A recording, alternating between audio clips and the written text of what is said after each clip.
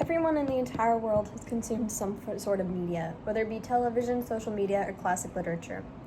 However, some form of that media may have very well been altered, maybe in the slightest of ways. Censorship happens to almost every artist in some form, whether it be censoring explicit lyrics to a song or cutting pieces of a movie out entirely for being way too violent. Being someone who consumes various pieces of media per day, I enjoy looking for deeper hidden meaning and figuring out what is being portrayed to me through a book or an artwork. But what happens to those deeper meanings and messages whenever media is written over or deleted altogether? Thus, I believe that censoring media is bad and that artists or creators should be allowed to have control over their artwork or creation. Most artists, when creating their work, take a lot of inspiration from previous experiences. For example, The Perks of Being a Wallflower, written by Stephen Chbosky, was inspired by a particularly rough patch within Chbosky's life. Quote, "The book was inspired by a really rough time in my mid-20s," end quote.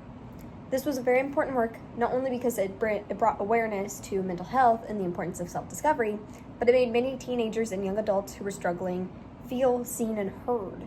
It gave them a voice that they didn't previously have, which is why it hits a little harder that it's considered a banned book. By censoring the entire book, by taking it off of library shelves, you take away a comforting voice to someone who's really struggling with their mental health. Speaking of voices being taken away, by censoring particular works of art and literature, it can lead to the proper message not being conveyed. A great example of this comes from the movie Monsters Ball, directed by Mark Forster, where censorship ruined its deeper themes. In an article written by the Wall Street Journal, the movie is described as having themes of grief and complex relationships.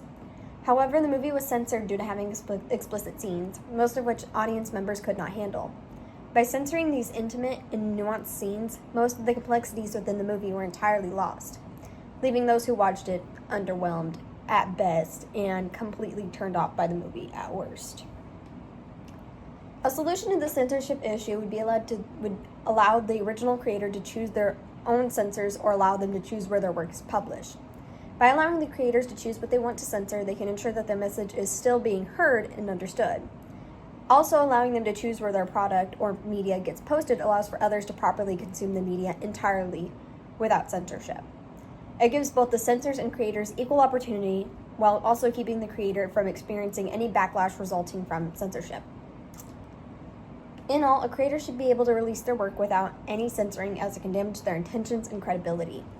Within the issues I've presented, there are even more to be discussed within the future, especially with the rise of AI-generated material. I still remain firmly within my belief that censoring media is bad and that artists or creators should be allowed to have control over their artworks or creations. As I close my speech, I encourage everyone to take a closer look at the media you're consuming, as you may not be consuming the entire piece. Thank you for listening.